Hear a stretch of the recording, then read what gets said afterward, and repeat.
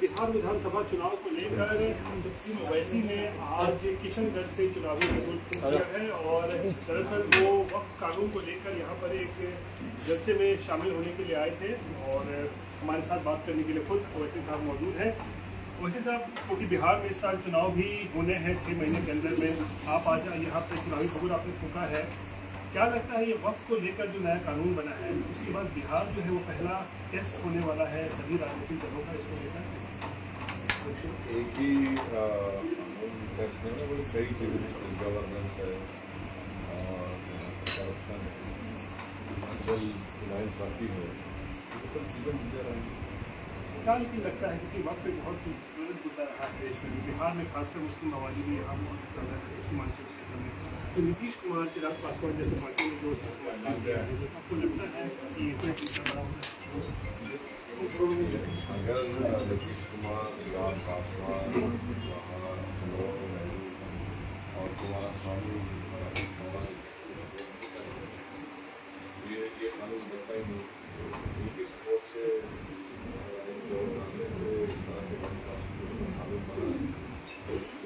Board को मुसलमानों को इस वक्त आपको लगता है कि चुनावी असर देखने को मिलेगा इन पार्टियों पर? देखेंगे हम, पूरे इंडिया में ये कानून बनाया गया, ये पूरे पहले इंडिया में जाहिर है मुसलमानों को तो अपोज करना ही है और ऑल इंडिया मुस्लिम मसला बोर्ड के जब उनको प्रोग्रेस कर रहे हैं पोलिटिकली इसका जवाबदार नीतीश कुमार जो अपने आप को एक सेक्युलर नेता के रूप में प्रोजेक्ट कर रहे हैं जितने सालों से, इस बिल का समर्थन करने का लगता है मुस्लिम समाज में भी इसको लेकर नाराजगी कुछ ज़्यादा है? नीतीश कुमार को मैं शुरू से कह रहा हूँ कि वो आपने स्थिति उठाकर दी मैंने कहा था कि छोड़ के जाए, उसके बाद भी मैंने कहा था नीतीश कुमार का कोई सेक्युलरिज्म पे क्रेडिबिलिटी नहीं रहा।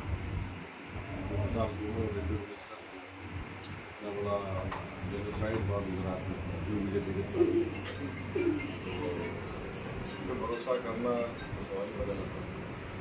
जनता इस बार मतलब आपको लगता है कि जनता क्या करेगी ये तो वक्त पता चलेगा। जिसमें जो ट्रैक रिकॉर्ड था वो कभी सेक्युलरिज्म की पाबंदी करता है, कभी उनका प्लान बनाएगा। क्योंकि आप सीमांचल में आज हैं तो आरजेडी आपको लगता है कि आगे इस कानून को लेकर जो है उसका फायदा लालू तेजस्वी को हो सकता है, क्योंकि मुसलमान बहुत एग्रेसिव नजर आ रहा है नीतीश कुमार के खिलाफ इस बिल को समर्थन करने किया है उन्होंने, तो आरजेडी को इसका फायदा होगा? ये बात अब नहीं रही कि इससे नाराज हो आज MIM के रूप में एक वायबल स्ट्रॉन्ग पॉलिटिकल अल्टरनेटिव मौजूद है। MIM पार्टी उस वैक्यूम को फिल करेगी। कल तक कोई हालत मजबूरी में राजद वोट देता था, ये है क्योंकि अगर आज बीजेपी सत्ता में है तो उसकी बहुत बड़ी जिम्मेदारी राजद की थी। उन्होंने वोट दिया था कि हमको वोट दो, हम बीजेपी को रोकेंगे, वोट तो ले लिया मुसलमानों को और बीजेपी को सर उठा दिया। ऐसा ही मत समझे कि इनसे नाराज होकर चले जाएंगे, ऐसा नहीं, बहुत शोर आ चुका है और इतना मुझे घर से इस बार MIM पार्टी के तरफ से हमारे कैंडिडेट कामयाब होंगे। उन्होंने 4 को खरीदा, इंशाल्लाह 24 इसको लेकर आज अपनी रैली में बहुत ज़्यादा नाराज भी नजर आ रहे थे, जिस तरीके से आगे भी यहाँ पे 4 विधायकों को तोड़ दिया था जिसके साथ चुनाव की मीटिंग के बाद से, तो क्या लगता है कि इस बार क्या होने वाला है? आप लोग क्या पिछले बार से जिस तरह सीटें लड़ेंगे, ज़्यादा लड़ेंगे, क्या लड़ेंगे? अच्छी सीट पर लड़ेंगे, अच्छे हमारे सरगमन साहब की लीडरशिप काम चल रहा है, हम लोग काफ़ी सीटों पर इलेक्शन लड़ेंगे और हमको उम्मीद है कि बड़ी तादाद में हमारे कैंडिडेट से मिले बने और जिस पार्टी ने हमारे 4 MLAs को खरीदा है उनको भी एक मौसम जवाब मिलेगा, क्योंकि उन्होंने उनको नुकसान नहीं पहुँचा, उन्होंने सीमांचल की उस वैल्यू जनता के बीच में खंजर होगा और उनको उसका जवाब मिलेगा। जवाब भी देना पड़ेगा। तो लेकिन एक चीज़ बताइए, कितने सीटों पर आपने कुछ सोचा है? 30, 40, 50 कितने में लड़ सकते हैं? नहीं, नंबर तो बोलना बहुत जल्दी होगा। तकरीबन नंबर एग्जैक्टली अख्तरुल साहब वो इलेक्शन मुझे बताएंगे, हम लड़ेंगे, अच्छे से लड़ेंगे। पिछले साल से ज़्यादा, पिछली बार से ज़्यादा लड़ेंगे। ये बार तो अलायंस में है, अलायंस में रहने की बुनियाद पर हमको 19 सीटें मिली थी। अब हम देखते हैं, तो देखिए जल्दी होगा नंबर। हम हमारी तैयारी ज़्यादा 10 सीट लड़ने की। इस बार किसी का गठबंधन हो सकता है। देखिए क्या होता है। नीतीश कुमार क्या लगता है कि उनके नाम पर चुनाव तो लड़ा जा रहा है, ये लड़ रहा है, लेकिन क्या बीजेपी उनको मुख्यमंत्री बनाएगी? इसको लेकर बड़ा एक बिहार में भी, देश में चर्चा चलती रहती है कि कहीं नीतीश के साथ भी वो ना हो जो महाराष्ट्र में हो गया था। तो वैसे क्या सोचते हैं इसके? मेरी सोच ये है कि मैं किस तरह अपने पार्टी कैंडिडेट कामयाब करूँ। हमारे लिए पहली प्रायोरिटी ये होगी। अब उसके बाद देखते हैं, ये नीतीश कुमार हमारे लिए प्रायोरिटी। नीतीश कुमार राजद को, बीजेपी को हराना ही हमारे लिए प्रायोरिटी। बी टीम का कहूँगा हमेशा आपको लगता है, फिर बोलेंगे कि आप दीदी बोलेंगे कि आप तो आ गए हैं। नहीं, कोई बात नहीं, बोला जाएगा, क्या फर्क पड़ता, कोई फर्क नहीं पड़ता। हमारे एमएलएस को 4 को खरीद लिए, तो आप कौन सा काम किए? 4 को आपने खरीद लिया, तो उन्होंने क्या किया सीमांचल में? कौन सा डेवलपमेंट का काम कर रहा है? कौन सी नाइंसाफी करोगा? कौन सा प्रोग्रेस किया? सैलाब आया, दुकान नजर आया, कोई फर्क नहीं। तेजस्वी को एक हम कब तक सेकेंडरी और रोल अदा करेंगे? उनके पीछे हाथ झुका कर, सब झुका, कब तक करेंगे? अब आगे बढ़ेंगे, लीडरशिप बढ़ेंगे। परिवारवाद को लेकर आप भी मतलब नाराज? आपने कहा कि उनकी किस बुनियाद पर आप ये कह रहे हैं, मुझे नहीं मालूम। आपका राइट है, आप जर्नलिस्ट हैं। मैं मेरा मानना ये है, सीएम पोटेंशियल नहीं है। मैं नहीं मानता ना, नहीं मानता, जरूरी नहीं है तो मान, नहीं मानता उस बात। आपने पिछले मरतबा क्या किया, कैसा हुआ? पिछली बार तो एमआईएम ने ही बहुत बड़ी भूमिका निभाई थी कि तेजस्वी सीएम बनने से चूक गए थे। कई सारे उनके आरजेडी के कैंडिडेट काफ़ी लोगों ने हरा दिया था। ये तेजस्वी को ये बात काफ़ी चुभती है। अगर कोई मैथमेटिक्स नहीं जानता है, प्रॉब्लम ये है कि जो पढ़ा लिखा होता है और जो पढ़ा लिखा नहीं होता है, बाद लोग नहीं पढ़ कर भी कॉमन सेंस होता है, तो ये बेचारे दोनों से भिड़ गए। 19 सीट हम लड़े, 5 हम जीते, 9 पे आप जीते हमारे खिलाफ, ये जो राजद में 6 पर बीजेपी जीती, और जब जीती भी है तो हमारे इतने वोट नहीं थे कि उनको हरा सके, इनको हरा सके। अब किसी के इग्नोरेंस का तो इलाज मेरे पास नहीं है। मैथमेटिक्स है, आप देख लीजिए, रिजल्ट है सामने। तो हम कोई ठेका लेकर थोड़ी बैठे हैं। छोड़ना चाहिए, थोड़ा ह्यूमिलिटी पैदा करिए, हम्बलनेस पैदा करिए। अब आप समझेंगे कि आप ही सब कुछ है और दूसरे गुलाम है और आपके पीछे चलेंगे, नहीं होने वाला। होते कौन है भैया इस तरह हमको बात करने वाली? हम अपनी पार्टी चला रहे हैं, अपनी पार्टी के लोग मेहनत कर रहे हैं।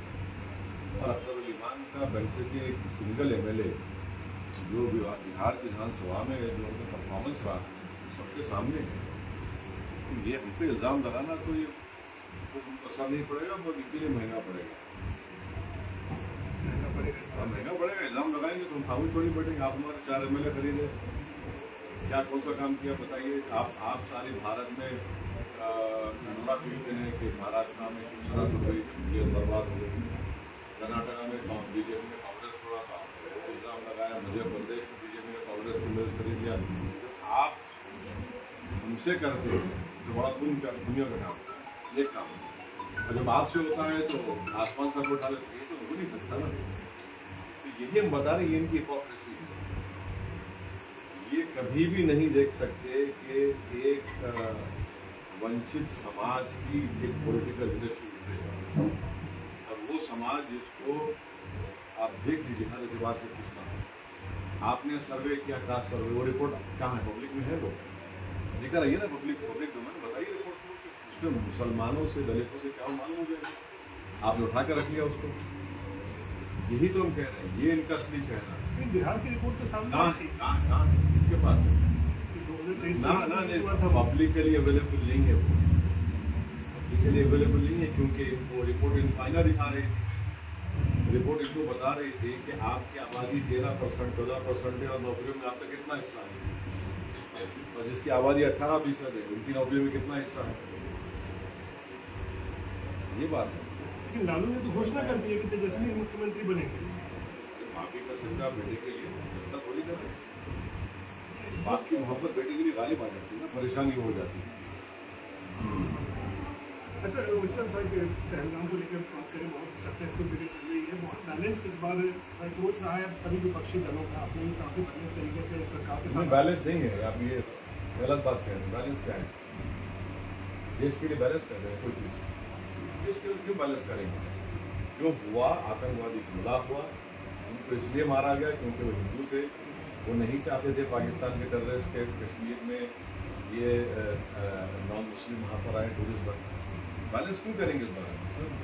हम बैलेंस सियासत पॉलिटिक्स में नहीं करते, देश को हमले क्यों करें बैलेंस? दूसरे कर रहे हैं बैलेंस, हम क्यों करें? मैं इसलिए कह रहा हूँ ना, क्योंकि कांग्रेस अपने आप को कह तो रही है कि हम हमारे से दूसरी पार्टी का मत पूछिए, वो अपना लेकिन आपके सांसद साथी हैं चरणजीत सिंह चन्नी, वो कहते हैं सर्जिकल स्ट्राइक हुआ कि नहीं, इसका सबूत क्या है, बम गिरे कि नहीं, सबूत क्या है। कल उन्होंने कहा। देखिए, चन्नी साहब मुझसे बेहतर और काबिल है, वो अपनी बात करें, मैं उनका तो स्पोर्ट्स पर्सन नहीं हूँ।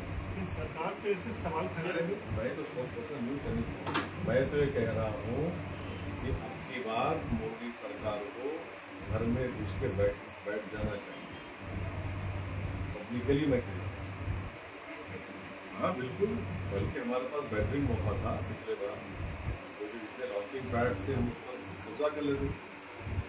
अब पार्लियामेंट का रेजोल्यूशन है कि पीओके भारत का हिस्सा है। ये टेररिज्म को सख्ती से रोकना चाहिए, खत्म करना चाहिए, वरना तो ये लोग ऐसे ही आकर उनकी होली खेलते हैं। तो ये वक्त आ गया आपको पीओके पर अब अपना मतलब तिरंगा लहराए, इस तरीके से आपकी बातें। ये सरकार तय करेगी। लेकिन आपको लगता है वक्त आया है कि होना चाहिए? सुनिए, हम लोग बैठकर बात करेंगे, अगर क्या एक्शन लेना, क्या एक्शन नहीं लेना, वो सरकार को करना है।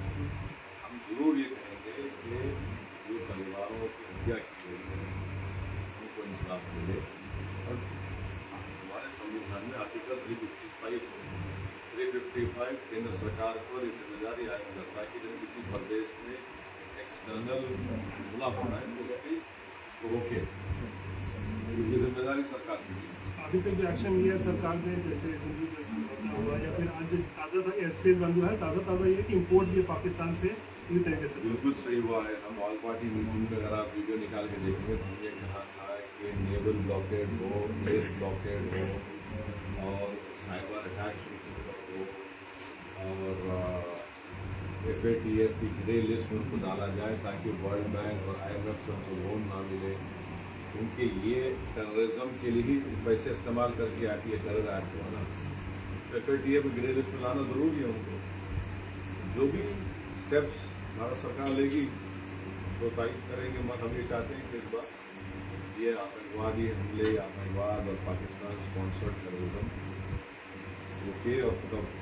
आसिम मुनीर को भी आज आप मैसेज दे रहे थे, तो वो बड़े इस्लाम की बात कर रहे थे, निकाले के रखा है इस्लाम को। यहाँ हमारे पास ऐसे बड़े बड़े उलमाए कराम हैं, मुफस्सिर हैं, मुहद्दिस हैं, इस्लाम का ठेका लेकर तुमने क्या किया? वहाँ पर इस्लाम के नाम पर तुमने महाजिर बना दिया, किसी बना दिया, तुमने किसी को शिया बना दिया, किसी को वो कर दिया। क्या कौन सी जमहूरियत है? हर एतबार से भाई आधा घंटा पीछे नहीं, 30 साल पीछे महाराष्ट्र में उनको ये सब कुछ है ही नहीं, फेल स्टेट है। एक आखिरी सवाल बिहार पे ही खत्म करेंगे, क्योंकि अब बिहार में है। आखिरी होगा। बिल्कुल आखिरी होगा।